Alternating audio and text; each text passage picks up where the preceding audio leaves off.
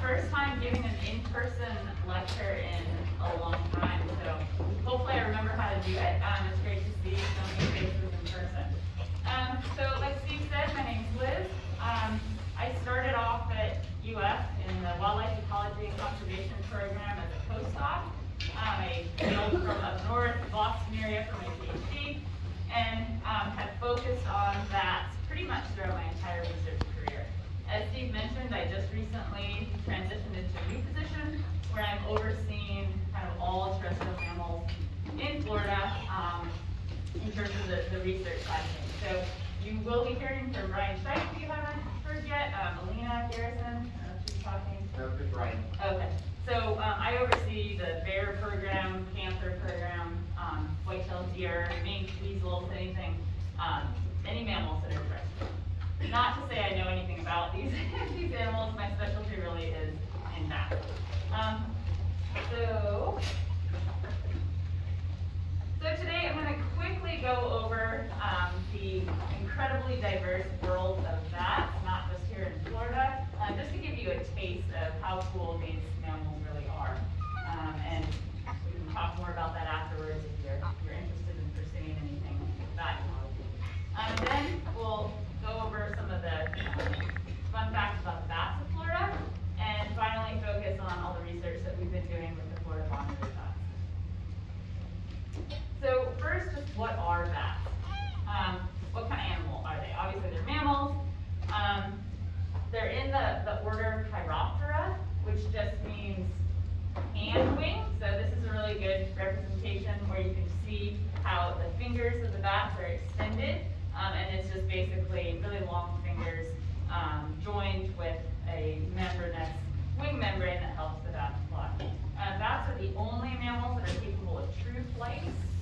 We have flying squirrels and lemurs, but they're only capable of gliding. So bats are incredibly diverse.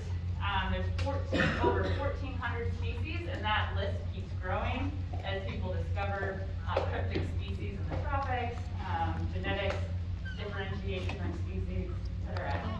They're incredibly morphologically diverse in size, color, and feature. This is just a smattering of bats from a southern area of Mexico where I did some research years ago. You can see some of the fun faces from this side. The areas with the highest tropical diversity are in, the tropics across the world, and especially the neotropics, so Central and South America. So this is from Mexico. So there's a huge range in body size. The smallest bat is a bumblebee bat. It weighs less than 2 grams. And a penny weighs about 2.5 grams, just for reference. So it's super small, found in Thailand. The largest bat is one of the flying foxes, the Malaysian or large flying fox. This isn't actually a bat species, but it has about a 6-foot wingspan. So if you're 6 feet tall and you stretch out your arms, that would be how big that wingspan is. The weight of this bat is only about 2 pounds. So it's incredibly light, even though it's so big. And that, of course, is so that the bat can easily fly, and flight is incredibly energetically caused. Contrary to what most people think, bats are not black. They're very variable in their color patterns. We have some Honduran white bats and the newly discovered badger bat. And I'm just throwing up a bunch of pictures. Don't feel like you need to scribble all of these down. Many different shapes of noses.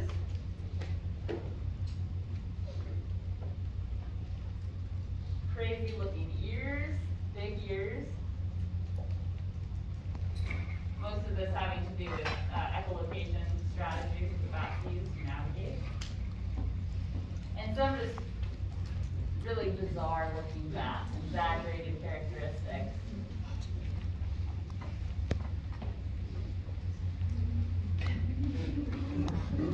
So you'll note on these pictures at the top and at the right, these bats have really big eyes, and that's because they use sight instead of echolocation to navigate. So all of the bats here in the U.S.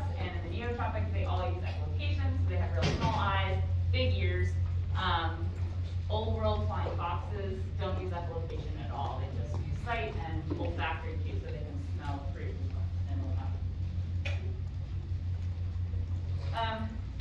So I hinted at this, but one of the reasons that there's so much of this morphological diversity amongst bats has to do with their foraging strategies, what they're eating, if they use echolocation or not. So the vast majority of bats in the world, 70%, are insectivores, meaning that they eat insects. This guy down here at the right is the pallid bat. It's found here in the western United States, and they specialize on scorpions and millipedes, and they're able to withstand the sting from those insects. Bats are incredibly important for agricultural pest suppression. They eat vast quantities of insect pests every night, including mosquitoes. Here in Florida, we've worked with several master's students who have done dietary diversity work and documented really important agricultural pests and a bunch of mosquitoes from bats here in Florida. Bats also feed on nectar, nectarivores.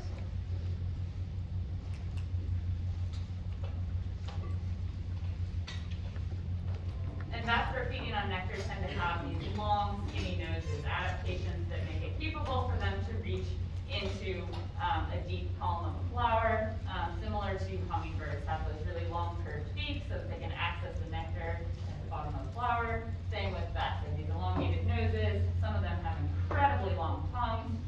You can see this bat here, which has the longest tongue that we know of in the world. It's stretching from here all the way down to there, which is longer than its body. And in order to accommodate that giant tongue, it actually attaches to the sternum and the chest and rolls up in the rib cage, because otherwise it would fill up its entire mouth. So really, really cool adaptations that these bats have, and it actually specializes on just one species of flower, and it's the only bat that is capable of pollinating that flower. Only organism. So, as you might have guessed, bats provide a lot of pollination services. They're really important for plants, especially in the tropics, to carry pollen from one flower to another. And that includes species of plants that we now depend on. Now we cultivate them, so we depend on the bats a little bit less, but in their native forms, bananas, avocados, tequila are all bat-pollinated important plants. Bats also eat seeds, fruit, and they're called frugivores.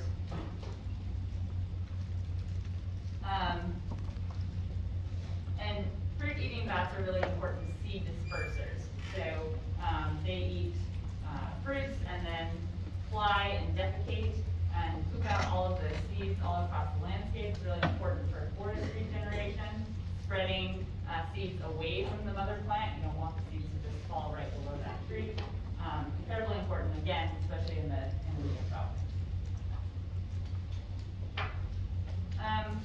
Bats also are carnivores and eat fish.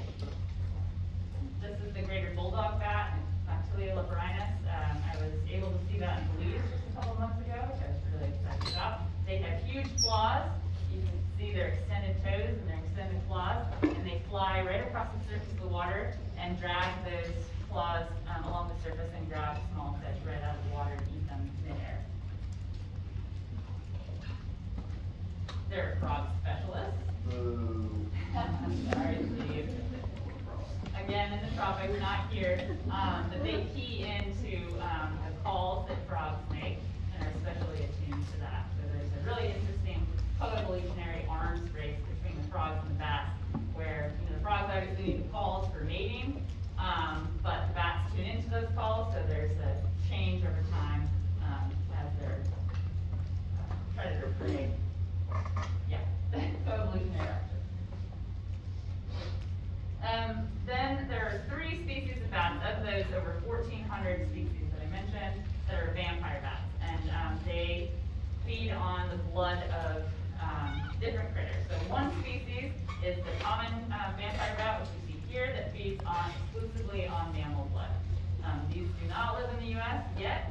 They're very close to our border, and most predicted to enter into Texas and Florida. Very cool species. They laser-like teeth that can make a slit in the cattle or pig or whatnot, and have an anticoagulant in their saliva that allows the blood to flow continuously. They drink so much blood that they can't fly away. Blood is primarily liquid water. They get so heavy that they actually are adapted to run on all fours and hop. Very creepy, but they're a fascinating species. But only one species out of that entire 1,400. Oftentimes vampire bats give bats overall a really bad rap because people don't understand that not all bats are equal. Then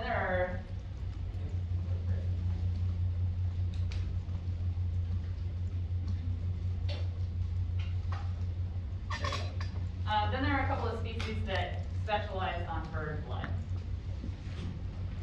These are much less of a problem.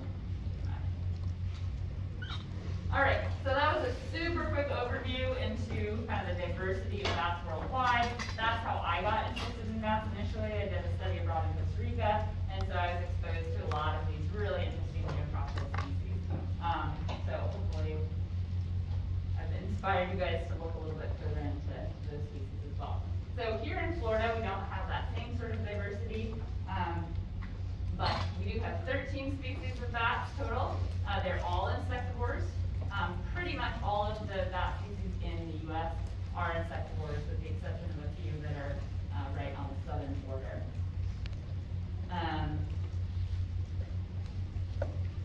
So we have 13, as I said. You don't need to scribble all of these down, because the slides are available online. 2 of those 13 species are classified as federally endangered. One is the Florida bonneted bat, which I'll talk more about, and then one is the gray bat, which we really haven't seen very often here. They're just in caves in the northern part of Florida, and we haven't seen them for the last decade or so that we're aware of. And then the rest of them all have some sort of conservation concern due to a lack of data or declining population sizes.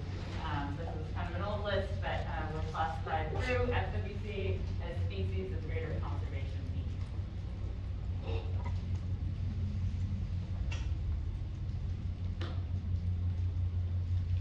And then this one species, Florida bonneted bat, are an endemic species, and it's the only endemic species of bat that's found in Florida. All right, so just briefly into some identifying characteristics for bats in Florida that you may see or get questions about.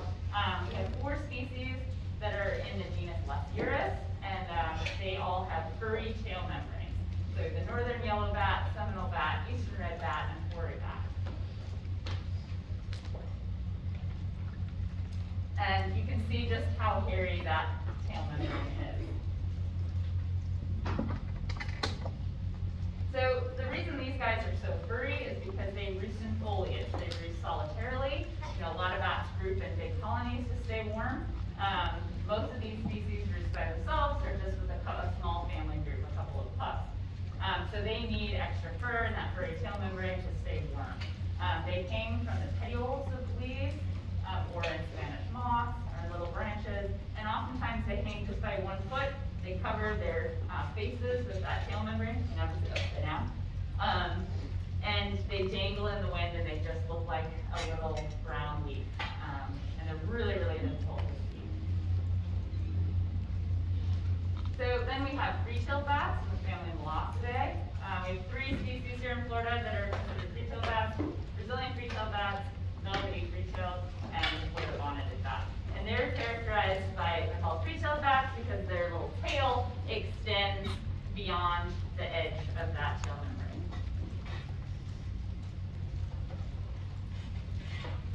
So this species mostly roosts in large colonies in caves. You can see, this is actually a picture from Texas, I think, but a whole big long column of these are Brazilian free-tailed bats emerging from the cave. They also roost in structures such as bat houses that you may recognize. Brazilian free-tailed bats roost there. They also roost in bridges and culverts and cavities of trees. And then further south, we found them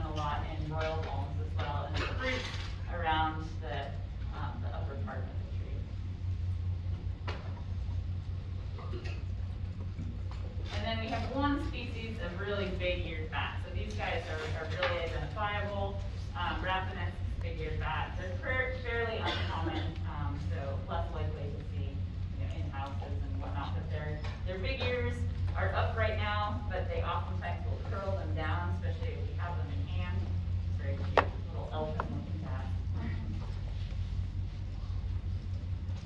These guys hibernate in caves, and they roost in trees during the summer. And then we have a bunch of species that are just brown bats. And they're really difficult to distinguish. They're all pretty small. They don't have really distinctive characteristics. They're all in the family Vespertilionidae. And unless you have them in hand, they're pretty difficult to identify. So we have the evening bat, Southeastern Myotis, gray bat, tricolored bat, and big brown bat. And these guys roost in bat houses and attics, and some trees as well. These guys here, the tricolored bat is of particular interest right now because they're being petitioned to be listed as federally endangered due to white nose syndrome. If anybody's heard of that, it's a fungus that's affecting hibernating species across North America. Hasn't come into Florida yet, but tricolored bats are really susceptible in other parts of the range north of Florida. So we've been doing a bunch of monitoring to make sure that it's not coming into Florida. We're also currently radio tracking these bats and finding out what they're doing in the winter, where they're roosting, and have found them in culverts and trees. So that's cool species, and they're our smallest species of bat here in Florida. All right, so moving on to Florida bonneted bats, Eumux floridonus. They're in the family Melocidae, if you remember. They have a free tail, and it is Florida's only endemic bat species. They're just found here. This is their range in southern and central Florida. It has one of the most restricted ranges of any bat within the U.S. So that's one of the things that has really affected its population sizes and threat, and led to the listing as endangered species. So I'm just going to kind of briefly go over a bunch of the work that we've been doing on Florida bonneted bats over the last several years. So, unknowns about this species. It was listed as federally endangered in October 2013, but at that time, we really didn't have a lot of good information about really the basic ecology of the species. There are a lot of unanswered questions. Where exactly do they occur within Florida? That range map I showed you in the last slide has actually shifted several times. What's their social structure? When are they reproductively active? When are they having pups? Where do they forage? What habitat types do they select? What do they eat? Where are they roosting? What times are they most active, during the night or during the year? What's their nightly foraging range? How far are they flying from a roost each night? And what methods work best to study them. I mean, we knew some of these things when I got started, but as Steve mentioned, I mean, we knew of one roost location for this bat across the entire range. We knew they eat insects. We knew that they were in a couple of counties here and there, but we really didn't know very much about them, which is why one of the reasons that they got listed, because they were so rare across the state. And then what do all of these things mean for conservation of the species? How can we use all of this information in order to better inform conservation guidelines and recovery plans for the species? So some just past research that I worked on when I was at UF as a postdoc, focusing on bats and fire. You may know that Florida has the highest lightning strike frequency of any state in the US. It has a very fire-adapted landscape. A lot of the vegetation communities are fire-dependent, and prescribed burn programs are really prevalent across Florida in order to recuperate the vegetation communities across the state. A lack of burning can lead to really high density vegetation, the understory encroaches, invasive plants come in, there's drastic changes to hydrology because of this change in vegetation structure. And this all leads to in biological communities, plant communities, animal communities, and an increased risk of wildfires. So prescribed burn programs are really common now across the state, and we wanted to understand how these prescribed burn programs and wildfires affect bonneted bats and other bat species. So we were looking to evaluate the short-term and the long-term effects of fire on bonneted bats and other bats in the area. So for both of these objectives, we use acoustic surveys, and this is a method that we use really commonly with bats, and one you should become familiar with if you ever want to work with bats. Bonneted bats are nice because they're really high flying and they have really distinct echolocation calls. So they're so high flying that they're difficult to capture in a net. But they have very distinct echolocation calls that makes it easy for us to identify what species of bat it is and identify where they're spending most of their time. So we use ultrasonic detectors. They're microphones that are especially capable of detecting ultrasound, which bats use for echolocation. This is really high frequency, right, that we can't hear, and record that. So we put those all out over the landscape to answer a bunch of different questions about what species are present and how much time a certain bat species is spending in an area. And we're able to identify bat activity, which is just the relative activity of a given species within a given area. And then foraging activity is we're able to actually identify the echolocation calls of what that bat is doing. Bats change their echolocation call structure when they're feeding. The calls get really close together as they approach prey, and it makes a little buzz.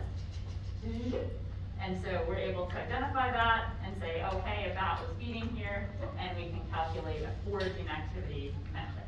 So here in the bottom is just a spectrogram. So each one of these is an echolocation pulse from a bonneted bat. They're very low frequency. Not that you would know the frequency range too much, but humans can hear up to about 18 kilohertz, not all. But we can actually hear these bats in flight just a bit. So that makes our job easier in some ways. So there's low frequency bats. So acoustics are great. We use them all the time. Produces a ton of data.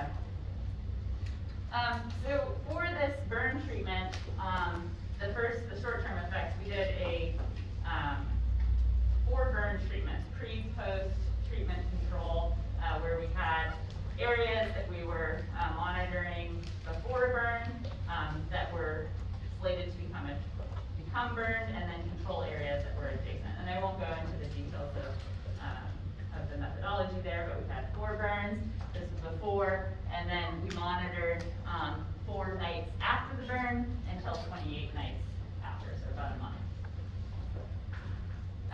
And so what we found is bonneted bat activity was just at sort of a general rate, and then it increased post-burn, and then kind of decreased over time back to the reference level.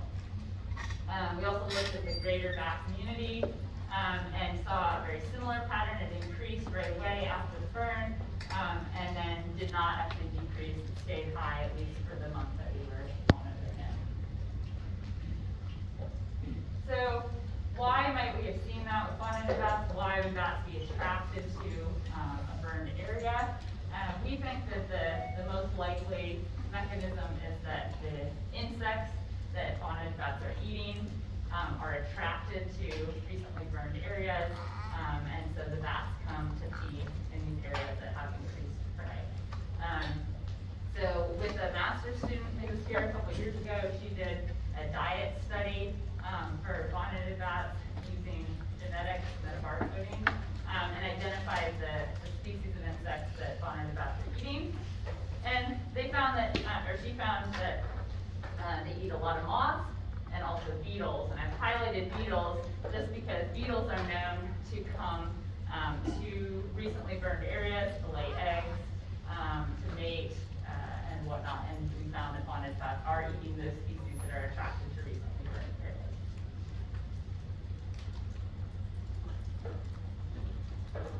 Okay, so then we also looked at long-term effects.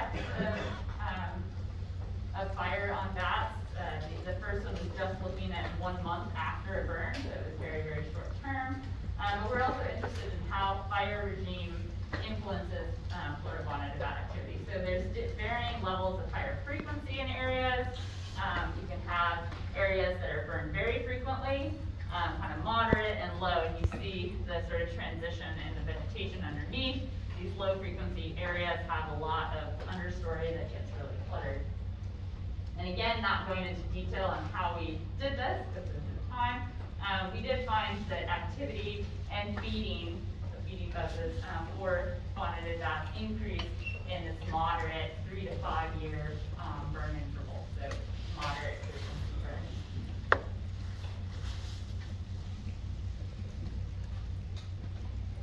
So we don't know exactly why. There can be, multiple different reasons, but in general, as I mentioned, when you're burning, it can burn out that understory, so it increases the flight space that's available for the bats under the canopy. It can kill trees and create snags that are used for roosting for various bat species, or it can increase insect prey, like we just talked about. Burning is really good for clearing out the understory, the shrubby layer, and grass layer comes in, and a lot of insects and flowers and whatnot. So the insects are attracted to that.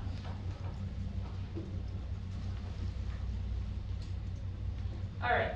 So that was past research that courses they follow up on. So you just scratched the surface, but moving on to ongoing research that we've been working on since about 2014, population demography for bonneted bats. So we have a site near Punta Gorda called Babcock Webb Wildlife Management Area, where there are a bunch of bat houses that were built several years ago for bonneted bats, and then have been occupied since.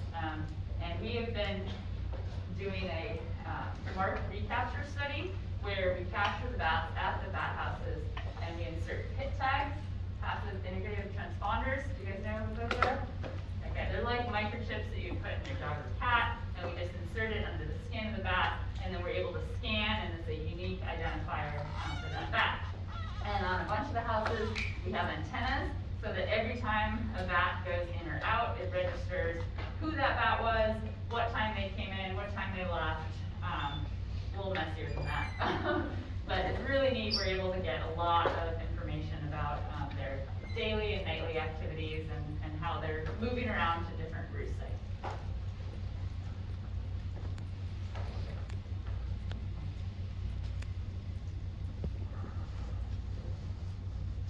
So with this study, we've already produced a number of papers. I don't have to look at all of those, but this is primarily focusing on Florida bonneted bat breeding biology. So we're trying to get a better understanding of when they're mating, when they're having pups. We're able to look up into the bat houses and see, if there's pups in there, little bats. The sizes of these colonies, the composition of the colonies. Each time we capture the bats, we can look at the sex ratios, age ratios, etc. How quickly are these pups developing, how productive are they, and what their survival rate is. So there's a lot of stuff going on for this project that I can't begin to get into the detail on, but this is an ongoing project that's been going since 2014. One cool thing that we recently published a paper last year is that these bats seem to form harems and exhibit resource defense polygyny. So a harem is just where there's one male that is a dominant male with multiple females. And using this pit tag data, where we're looking at their activity patterns at night, we were able to identify, plus the capture records, we were able to identify that the dominant males and the females are the heaviest out of any of these bats that are within the roost. And that the dominant males are most active at the roost entrances at night, and they have the shortest initial forays out to forage. So that just means that there's a male that's hanging out, it goes out to the forage, comes back early, and then comes in and out of the house throughout the night. And we think that this is demonstrating resource defense polygyny. meaning that the bat is defending the roost site from other males that come in or predators, so that the females can have a safe place to live.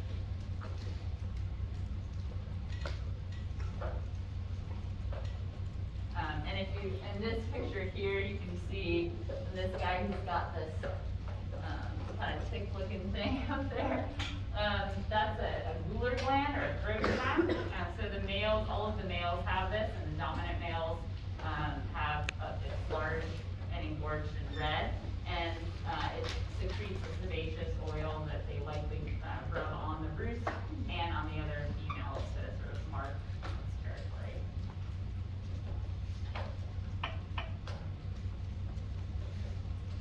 All right, so some other things we're working on is roost preference. I mentioned in the beginning that we only knew of one roost when we first started.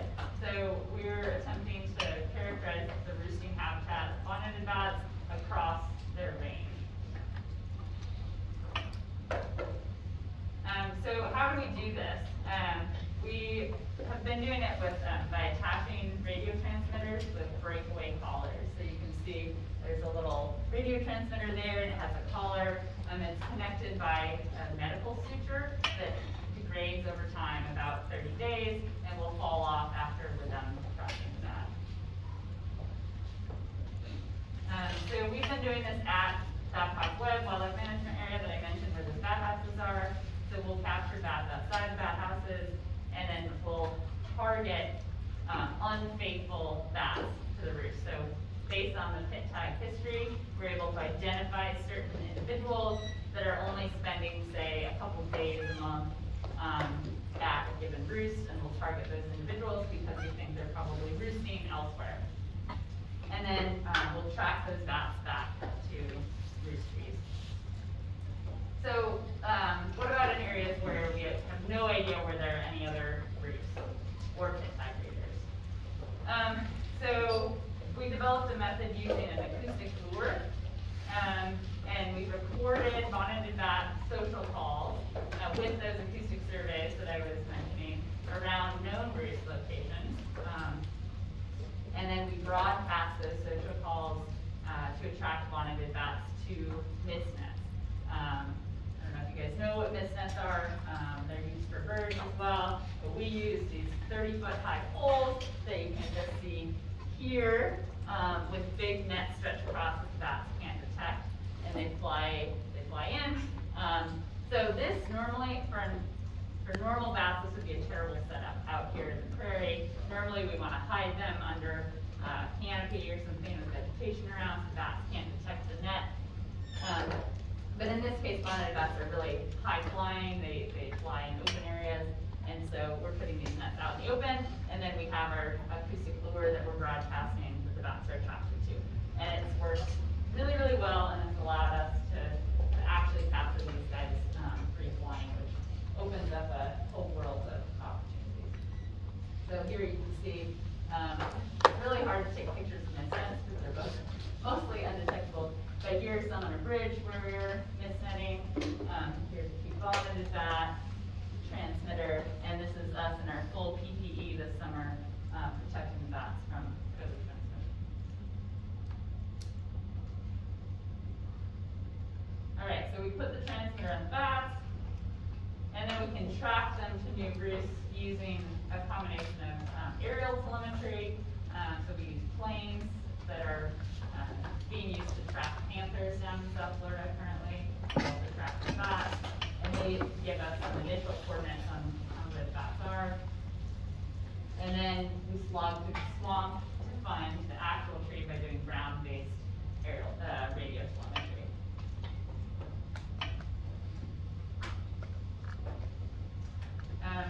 So this is a huge amount of work, but we found 29 roost trees now. Each one is incredibly challenging, and in 6 different sites across the bonneted bat range. So we found them in live pine trees, in pine snags, cypress snags, and royal palm snags. And they're in the cabin in the tree, right?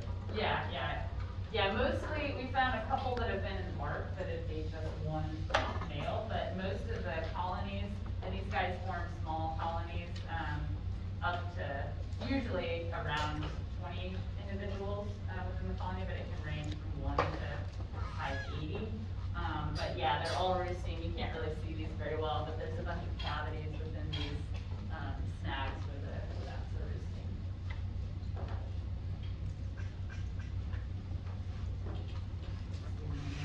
And at some of the roost sites, we're trying to get a better understanding of why these bats are selecting these trees. Is it about the species or the habitat where the trees are? Is it about the size of the cavity or the height of the cavity or the height of the tree? So we're doing a bunch of different vegetation measurements on the trees once we find them to characterize the roost tree itself plus the surrounding vegetation. We're also trying to get a little bit better sense of the microclimate within the cavities. So you can see me climbing up a ladder to put a data logger inside the tree that measures temperature.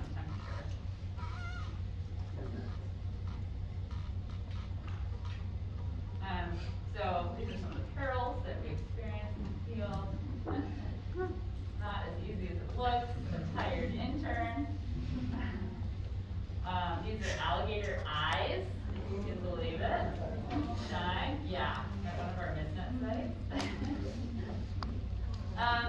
And then some other work that I'll just quickly go through since we're running out of time is we're also tracking the foraging where at their home range. We've been using GPS tags, also attaching by collar. The technology is finally small enough, which is great. And here's just from one bat trajectory, so we can set how frequently it's reporting GPS coordinates. This is every 10 minutes, I think. So you can see the routes that the bats are taking. And we found that the furthest distance they've gone is 25 miles in just one direction at night. So they are ranging very far from their roost sites. We've been able to look at the differences between males and females in their home ranges. Females are going further from the roosts than the males, likely related to that resource defense polygyny, where the males are sticking closer and coming back to the roost. And then we're currently working on a big project down in South Florida with Everglades restoration that I won't go into too much. We're in the third year of it now with a master's student currently here at UF to assess the effects of Everglades restoration on bonneted bats. And we're doing that again, so the acoustic surveys that I mentioned, again, very difficult to get to these sites. These are snowshoes that are being used to walk across the mudflat, so that's fun. High water. And we're taking hydrological measurements, measuring the height of the water, the hydro period, how long water is available, using this fancy equipment that's PVC with marked tape and game cameras. And then we're also getting a lot of information about the other critters in the area at the same time and hoping to look at the effects of restoration on the greater mammal community. So I just went over a ton of stuff, and I apologize for bombarding you, but we really have addressed all of these unknowns that we started with in the beginning, and are really working hard to incorporate this information into conservation plans. So with that, let's take any questions. Just could you briefly comment on a lot of people think bats are rabid and they're dangerous. Comment briefly on that, and what somebody should do if they see a bat like on the ground or hanging on the edge of a building during the day. Yeah, sure. So this is a time lapse of the misnet right up. I'll start the other one. Yeah, so bats do carry rabies, and that is a concern. There's a pretty small percentage of bats that actually have rabies in a wild, healthy population. Depending on the species, that could be 1 to 3%. But that's still a pretty high number if you have huge colonies of multiple thousands of bats. So if you see a bat on the ground or somebody asks you about it, in their house, definitely don't touch it. Hopefully call somebody who knows what they're doing, like an SWC or pest control. If there's no other option, wear leather gloves. You can have a box or a yogurt container or something and put it over the bat and take a cereal box and flip it under like it was just roosting, on a wall, and then just take it outside and let it go. So definitely be careful we're all vaccinated, we have to be in order to answer that. Any questions about bats, Florida bonded bats, or? This is a bonnet about emerging from one of our research. You got a question Yeah. here? I have a question for both of you. So in our lab, we started learning